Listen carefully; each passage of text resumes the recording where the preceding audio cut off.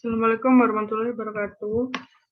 Selamat sore teman-teman semuanya. Terima kasih telah menyempatkan waktunya untuk join ke webinar hari ini. Untuk topik kali ini saya akan membahas tentang perkembangan pasar modal di Indonesia. Sebelumnya izinkan saya untuk memperkenalkan diri. Nama saya Miftah Fitalarasati. Saat ini saya sedang menempuh pendidikan S1 Akuntansi Transfer di Universitas 11 Maret Surakarta. Sebelumnya, saya telah menempuh pendidikan D3 Akuntansi di Universitas Negeri Surabaya. Untuk pengalaman magang, saya pernah magang di PT Adikarya dan Pabrik Gula Grembung Sidoarjo. Untuk pembahasan kali ini ada 3 topik utama, yaitu yang pertama tentang pasar modal itu sendiri, yang kedua tentang perkembangan pasar modal, yang ketiga tentang kebijakan pemerintah. Yang pertama yaitu pasar modal. Menurut Keputusan Menteri Keuangan Republik Indonesia nomor 15/KMK/1990 tentang peraturan pasar modal merupakan suatu sistem keuangan yang terorganisasi, termasuk di dalamnya ada bank komersil dan semua lembaga-lembaga perantara di bidang keuangan serta seluruh surat-surat berharga yang beredar. Sedangkan menurut Indonesia Stock Exchange atau IDX, pasar modal merupakan sarana bertemunya perusahaan maupun institusi lain yang membutuhkan dana dari masyarakat untuk pengembangan usaha, ekspansi, penambahan modal kerja, dan lain-lain dengan masyarakat yang hendak menginvestasikan dana mereka. Selanjutnya untuk sejarah pasar modal, menurut buku Effecten yang dikeluarkan oleh Veneringing for pada tahun 1939, transaksi efek telah berlangsung sejak tahun 1880. Namun dilakukan tanpa organisasi resmi, sehingga catatan tentang transaksi tersebut tidak lengkap. Pada tahun 1878, terbentuk perusahaan untuk perdagangan komunitas dan sekuritas, yakni Dunlop dan Co. cikal bakal dari PT Perdanas. Pada tahun 1912, tepatnya pada tanggal 14 Desember, Amsterdam Effectenbörsen membuka cabang bursa efek untuk pertama kalinya di Indonesia yang bertempat di Jakarta. Pasar modal ini merupakan pasar yang tertua keempat untuk tingkat Asia setelah Bombay, Hong Kong, dan Tokyo. Awal mulanya kenapa pihak pemerintah Belanda mendirikan bursa efek Jakarta? Karena pada saat awal abad 19 tersebut berbagai perkebunan sedang dibangun secara besar-besaran. Agar proses pembangunan bisa berjalan dengan baik, maka pemerintah kolonial Belanda tentu saja membutuhkan modal. Dan itu merupakan salah satu sumber modal yang digunakan pada saat itu, yaitu tabungan dari orang-orang Eropa dan juga Belanda yang mempunyai penghasilan di atas rata-rata. Atas dasar itu, pada tanggal 14 Desember 1912,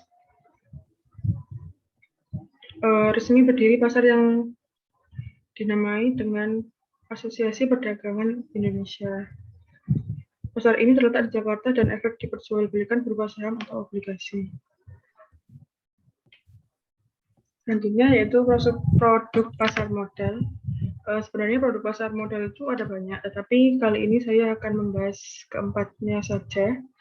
Yang pertama yaitu saham, merupakan tanda bukti memiliki perusahaan di mana pemiliknya disebut juga dengan pemegang saham. Berdasarkan situs resmi Bursa Efek Indonesia, saham merupakan salah satu instrumen pasar keuangan yang paling populer. Menerbitkan saham merupakan salah satu pilihan usaha ketika memutuskan untuk pendanaan perusahaan. Di sisi lain, saham merupakan instrumen investasi yang banyak dipilih para investor karena mampu memberikan tingkat keuntungan yang menarik. Saham juga dapat didefinisikan sebagai tanda penyertaan modal seseorang atau pihak atau badan usaha dalam suatu perusahaan atau perseroan terbatas. Dengan penyertaan modal tersebut, maka pihak tersebut memiliki klaim atas pendapatan perusahaan, klaim atas aset perusahaan tersebut, dan berhak hadir dalam rapat umum pemegang saham atau RUPS.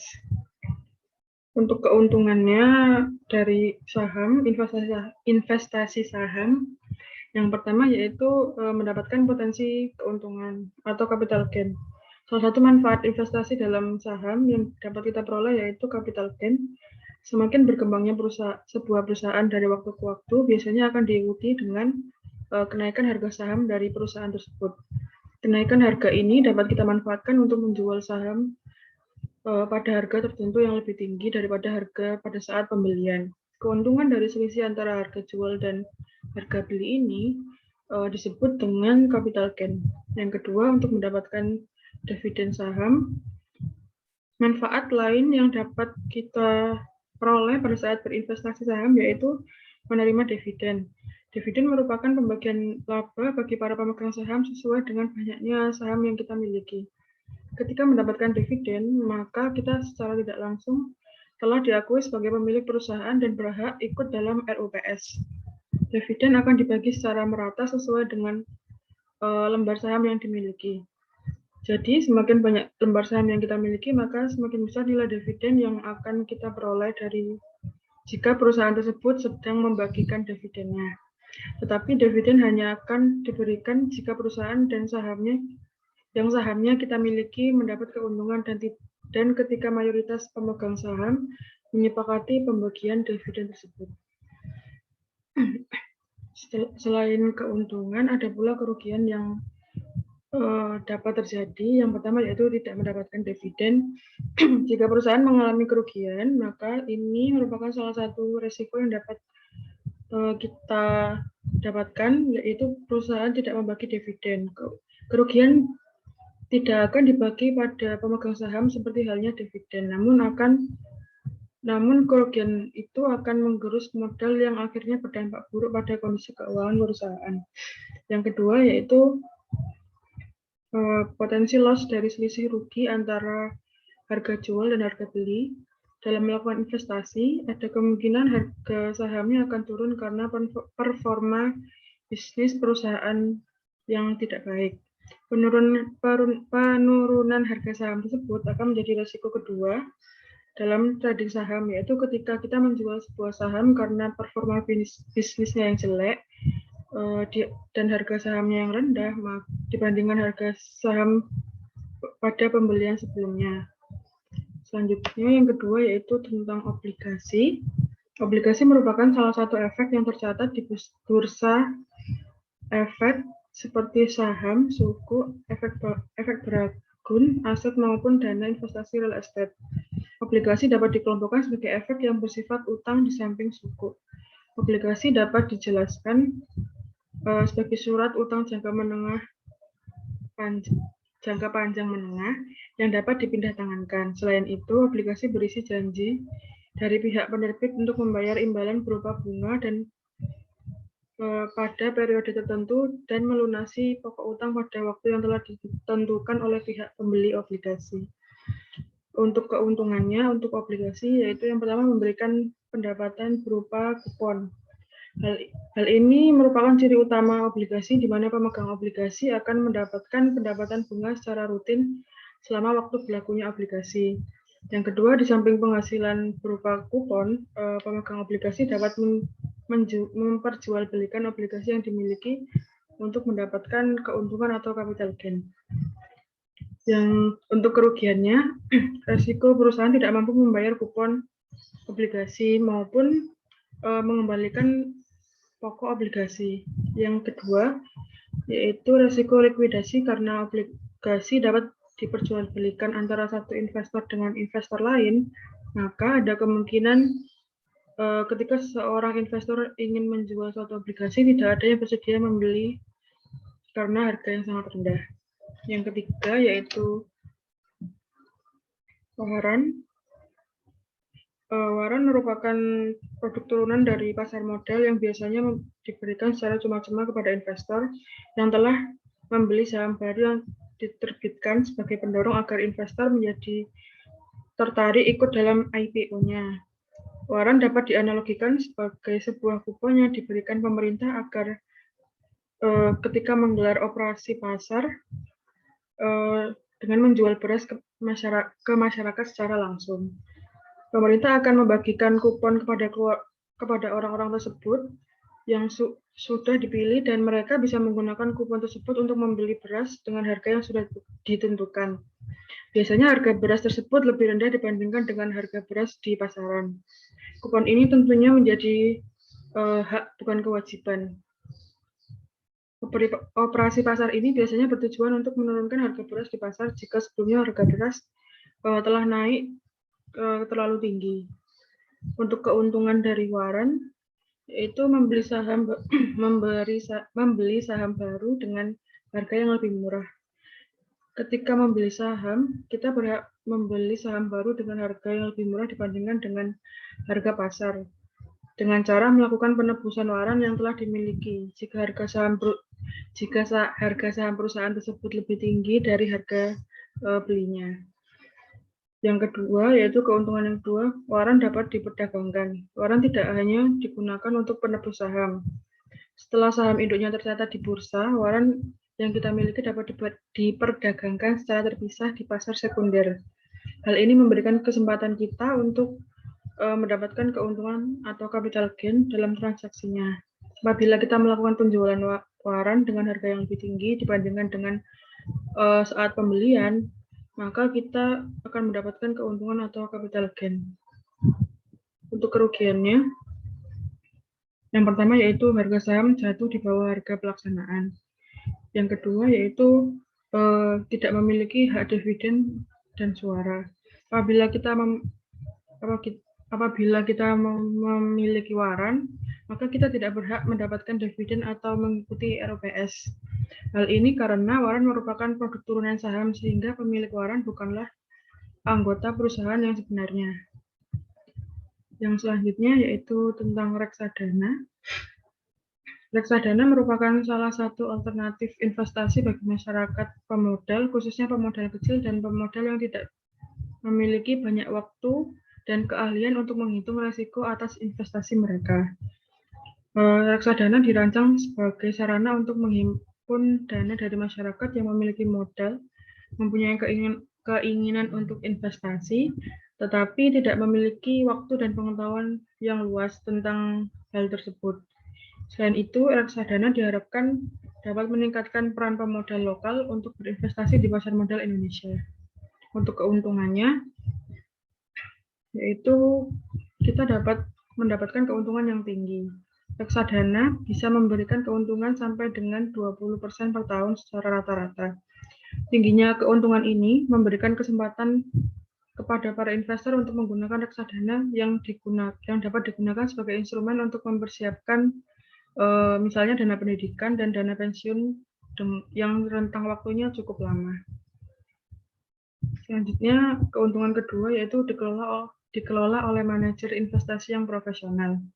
Keterbatasan pengetahuan dan ketidakadaan waktu untuk menganalisis investasi yang saat ini menjadi kendala para investor, diatasi oleh reksadana dengan menyerahkan prosesnya kepada manajer investasi yang profesional.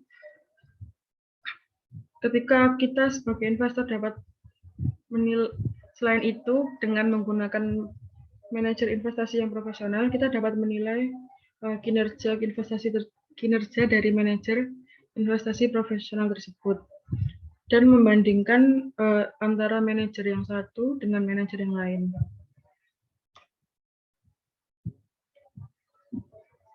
Mohon maaf untuk kerugiannya.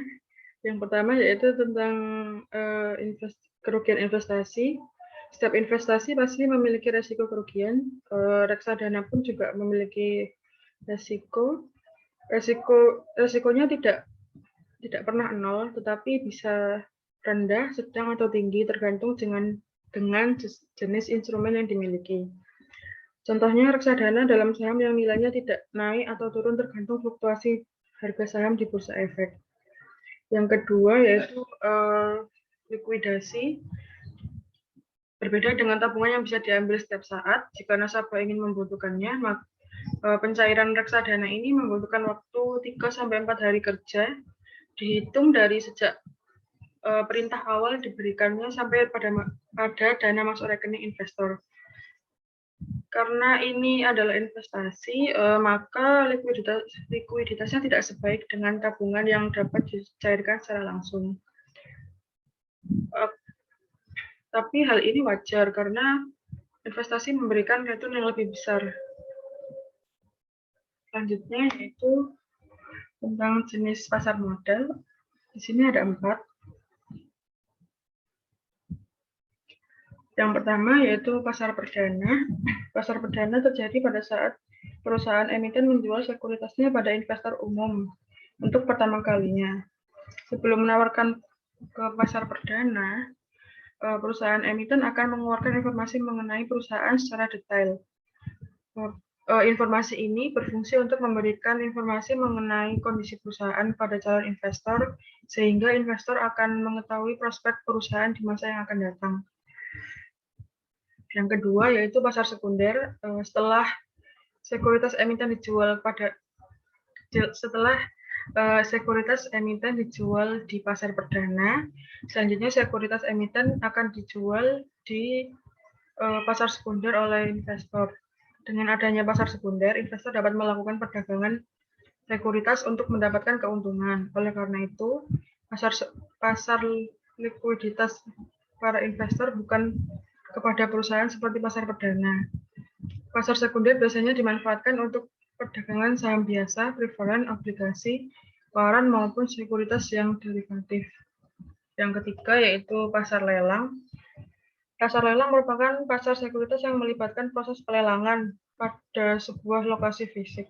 Transaksi di antara pembeli dan penjual menggunakan perantara broker yang mewakili masing-masing pihak pembeli atau penjual, sehingga investor tidak dapat melakukan transaksi secara langsung. Yang keempat yaitu pasar negosiasi. Pasar ini terdiri dari jaringan berbagai dealer yang menciptakan pasar tersendiri di luar bursa sekuritas dengan cara membeli dari dan menjual ke investor. Pasar negosiasi sering juga disebut dengan over the counter market atau di Indonesia dikenal dengan pasar paralel. Transaksi yang dilakukan di pasar paralel ini tidak dikelola oleh suatu organisasi perdagangan yang formal dan struktur seperti BEI, namun transaksi terjadi di luar bursa dan terhubung secara elektronik antar dealer. Yang selanjutnya yaitu manfaat pasar modal. Pasar modal memiliki manfaat bagi emiten, yaitu penawaran efek yang dilakukan oleh emiten untuk menjual efek pada masyarakat berdasarkan tata cara yang diatur dalam perundang-undangan yang berlaku, maupun bermanfaat bagi investor. Untuk manfaat bagi emiten, yang pertama yaitu jumlah dana yang dapat dihimpun berjumlah besar. Yang kedua, dana tersebut dapat diterima sekaligus pada saat pasar perdana selesai. Yang ketiga, tidak ada kovenan sehingga manajemen dapat lebih bebas dalam pengelolaan dana atau perusahaan. Yang selanjutnya yaitu solvabilitas perusahaan tinggi sehingga dapat memperbaiki citra perusahaan. Yang kelima yaitu ketergantungan emiten terhadap bank menjadi kecil. Untuk manfaat pasar modal untuk investor, yang pertama yaitu nilai investasi berkembang mengikuti pertumbuhan ekonomi. Peningkatannya terjamin karena pada meningkatnya saham yang tercapai capital gain. Yang selanjutnya, yang kedua yaitu memperoleh dividen bagi mereka yang memiliki atau memegang saham dan juga bunga yang mengambang bagi pemegang obligasi. Yang ketiga yaitu dapat melakukan investasi di beberapa instrumen yang dapat mengurangi resiko kerugian. Untuk pembahasan kedua yaitu tentang perkembangan pasar modal.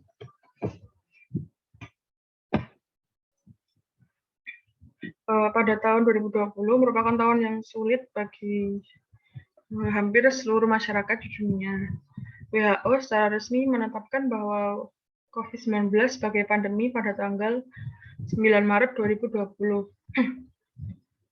WHO sendiri mendefinisikan pandemi sebagai situasi di mana ketika populasi seluruh dunia akan ada kemungkinan akan terinfeksi dan berpotensi sebagian mereka akan jatuh sakit. Wabah COVID-19 yang melanda seluruh dunia memaksa berbagai negara untuk membuat kebijakan dan mencegah atau menanggulangi wabah seperti yang dilakukan di Indonesia, seperti lockdown, ada PSBB, sehingga larangan bepergian keluar daerah tidak terkecuali di Indonesia.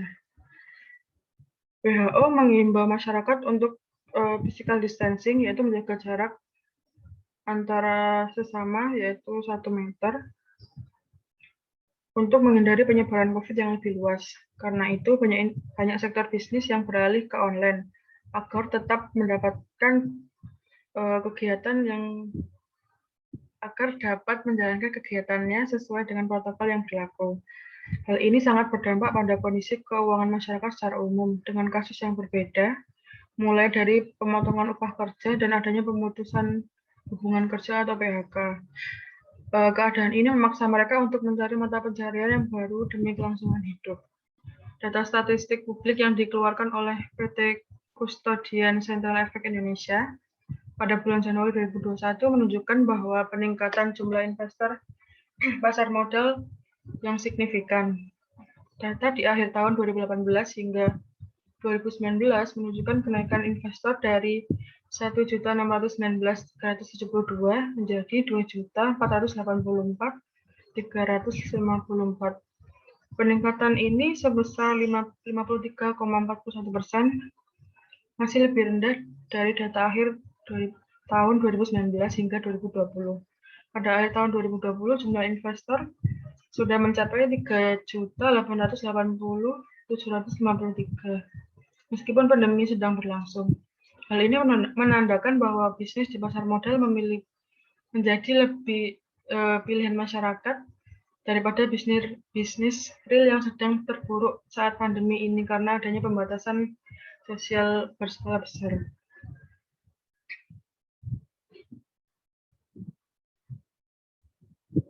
Selanjutnya yaitu perkembangan selanjutnya yaitu kondisi pasar memiliki volatilitas yang cukup tinggi apabila dilihat dari transaksi per hari atau per minggu pada kuartal 2 hingga 3 tahun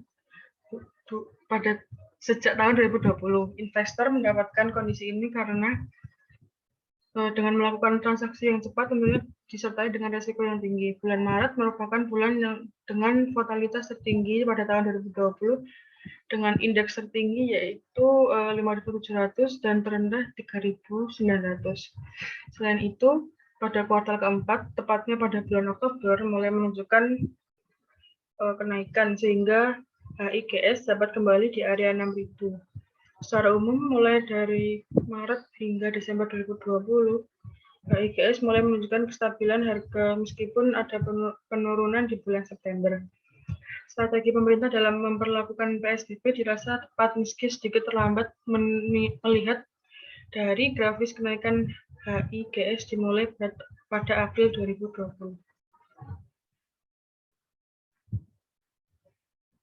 Selanjutnya yaitu perilaku investor pada saat pandemi. Fluktuasi di pasar modal mempengaruhi perilaku investor dalam berinvestasi karena kita menganalisis pasar modal tidak hanya sekedar melihat angka saja, tetapi juga melihat aspek keuangan perilaku atau perilaku ekonomis seorang investor tersebut. Apabila investor tersebut kecenderungannya adalah investor yang menghindari resiko atau bahkan moderate, maka barangkali investor tersebut akan memilih untuk menarik dananya dari pasar modal dan kemudian akan menginvestasikan dananya pada skema atau instrumen investasi yang safe haven atau investasi yang memiliki tingkat risiko rendah, misalnya emas. Apabila investor tersebut merupakan investor yang risk taker, mungkin dia akan tetap mempertahankan investasinya. Peningkatan jumlah investor, khususnya investor retail, dapat memberikan dampak positif pada dunia pasar modal. Harapan di tahun-tahun berikutnya transaksi yang ada di pasar modal dapat lebih sehat dan semakin banyak investor retail. Untuk itu, investor perlu memperhatikan beberapa alasan mereka melakukan transaksi tersebut. Tidak hanya asal jual beli, tetapi menggali informasi lebih dalam mengenai emiten melalui informasi yang telah disediakan oleh emiten tersebut. Selain itu, Mental para investor juga harus siap dengan kondisi seperti pandemi ini. Kondisi emosional yang baik diperlukan untuk menghadapi situasi tren negatif seperti saat ini, dan juga pada saat tren positif. Pembahasan terakhir yaitu tentang kebijakan pemerintah. Sebelum membahas tentang kebijakan, kita akan membahas dulu tentang tantangan perekonomian yang berdampak pada pasar modal. Yang pertama yaitu dari sisi politik, di mana akan diselenggarakan pemilihan umum untuk pemilihan legislatif dan pemilihan presiden. Menteri Erlangga meyakini tahun politik di tahun 2019 tidak akan berdampak negatif terhadap pasar modal dalam negeri. Hal ini telah dibuktikan dari gelaran pilkada yang telah dilaksanakan pada tahun tersebut, yang berjalan cukup aman dan damai. Tetapi jika pilkada tersebut dilakukan pada saat pandemi, yaitu di awal 2020 sampai dengan sekarang, mungkin akan berdampak pada pasar modal. Yang kedua yaitu defisit neraca transaksi perdagangan dan defisit neraca transaksi berjalan. Menurut Menteri Erlangga, Presiden Jokowi telah mendorong kedua hal tersebut untuk ditekan. Oleh karena itu, pemerintah berharap agar emiten menjaga kinerjanya supaya dapat menjaga iklim investasi yang baik di Indonesia. Menteri Erlangga juga menyebutkan bahwa penguatan devisa merupakan salah satu tantangan besar untuk mengontrol dana keluar dari pasar keuangan.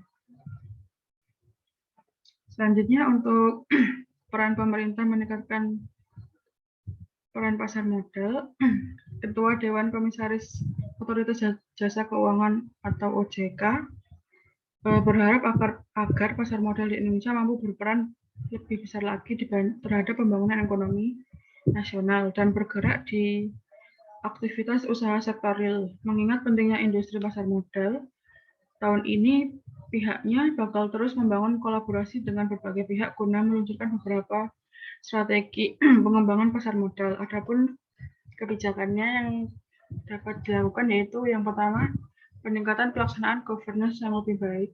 Hal ini akan dilakukan melalui peningkatan standar prudensial dan transparansi, terutama pada laporan keuangan yang telah diaudit, yang konsisten terhadap pelanggaran atau ketentuan etika. Yang kedua yaitu meningkatkan peran pasar modal dalam pembiayaan berbagai proyek di sektor strategis pemerintah. Misalnya melalui pemberian berbagai insentif pada beberapa emiten yang bergerak pada pengembangan sektor strategis pemerintah dan mengedepankan aspek ramah lingkungan. Yang ketiga yaitu peran pasar modal dalam pengembangan UMKM, yaitu melalui penerapan digitalisasi di pasar modal yang dimulai dari produk pasar modal berbasis digital seperti equity funding. Yang keempat yaitu membangun ekosistem pasar modal yang lebih dalam, salah satunya dengan mempercepat pelunasan bisnis emiten dan investor utama dengan pengoptimalan hadirnya teknologi terutama dengan proses registrasi.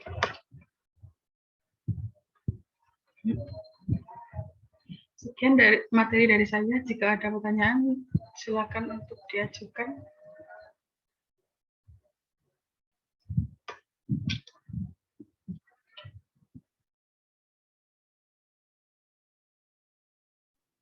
Ya, saya mau izin bertanya, Mbak Miftah. Iya, silakan, Mbak. Bagaimana strategi investasi di tengah kondisi pandemi virus corona ini, Mbak? Boleh dijelaskan mungkin? Baik, terima kasih Mbak atas pertanyaannya. Saya coba menjawab. Strategi investasi yang dapat diterapkan dalam saat kondisi pandemi corona ini ada 3. Yang pertama yaitu menyiapkan dana darurat. Dengan menyiapkan dana darurat, para ahli kesehatan mengatakan bahwa pandemi akan memerlukan waktu yang tidak sebentar sampai benar-benar mereda dan mencapai titik normal. Oleh karena itu, para investor perlu mengalokasikan dana lebih atau dana darurat untuk berjaga-jaga di waktu sekarang. Dana ini dapat berupa cash dan atau dialokasikan ke tabungan maupun deposito. Yang kedua yaitu diversifikasi investasi. Sudah banyak pada saat ini berbagai instrumen investasi yang dapat kita pilih, mulai dari saham, obligasi, reksadana, dan lainnya. Kita dapat melakukan diversifikasi investasi melalui investasi alternatif, namun kita juga harus memastikan bahwa media yang kita pilih sudah terdaftar dan mendapatkan izin dari otoritas jasa keuangan. Yang ketiga yaitu review portofolio. Kita harus melakukan review portofolio secara berkala. Hal ini wajib dilakukan sesuai dengan ketentuan sesuai dengan tujuan investasi dari para investor. Ketika menentukan sebuah tujuan investasi di awal, maka biasanya itu kita diminta untuk mengalokasikan aset yang ditentukan dengan mengisi sebuah pertanyaan. Akan tetapi ada suatu hal yang perlu kita perhatikan bahwa kerugian seseorang investor dapat berubah sesuai dengan kondisi finansial, usia, kondisi pasar maupun dengan tujuan investasi yang berubah. Seperti itu, Mbak. Apakah menjawab pertanyaannya? Ya, terima kasih Mbak Miftah atas penjelasannya. Ya, sama-sama. Apakah ada pertanyaan lain? Izin bertanya. Ya, silakan Mbak Lia. Apakah ada perbedaan antara pasar uang dengan pasar modal? Terima kasih. Baik, terima kasih atas pertanyaannya. Saya coba jawab ya. Untuk perbedaan itu ada tiga perbedaannya. Yang pertama, berdasarkan dengan jangka waktu, pasar uang dapat menjadi tempat bertemunya pemilik dana dan bertemunya peminjam dana secara langsung. Pertemuan tersebut biasanya bersamaan dengan penawaran transaksi dalam jangka pendek.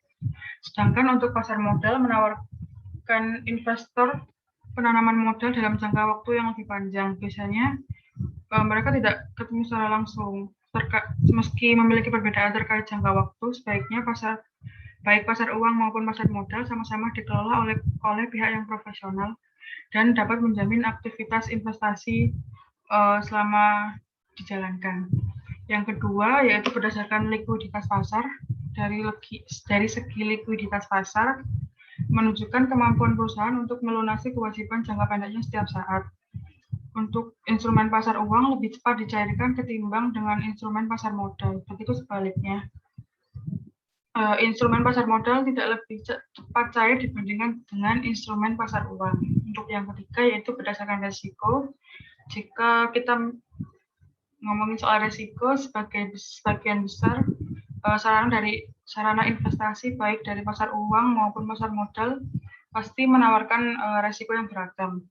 Meski begitu, investasi di pasar uang akan menawarkan profil risiko yang lebih rendah dibandingkan dengan pasar modal.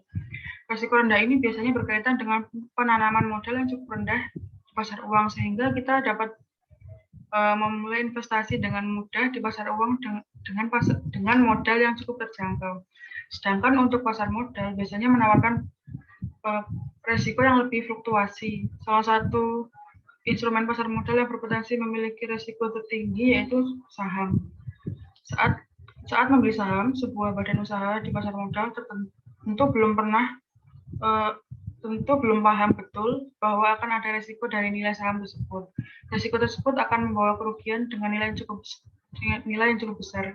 Oleh karena itu, kita harus tetap berhati-hati dalam berinvestasi, tidak asal investasi saja. Begitu Mbak Lia, apakah menjawab? Ya, sangat jelas sekali Mbak Miftah penjelasannya. Terima kasih. Baik, terima kasih juga Mbak Lia. Apakah ada pertanyaan lain? Jika tidak, saya cukupkan untuk ini materi hari ini karena waktu yang terbatas ya. Terima kasih atas partisipan yang telah hadir dalam acara hari ini. Bila ada penyampaian dari saya tentang materi yang kurang tepat atau salah, mohon dimaafkan. Terima kasih. Wassalamualaikum warahmatullahi wabarakatuh.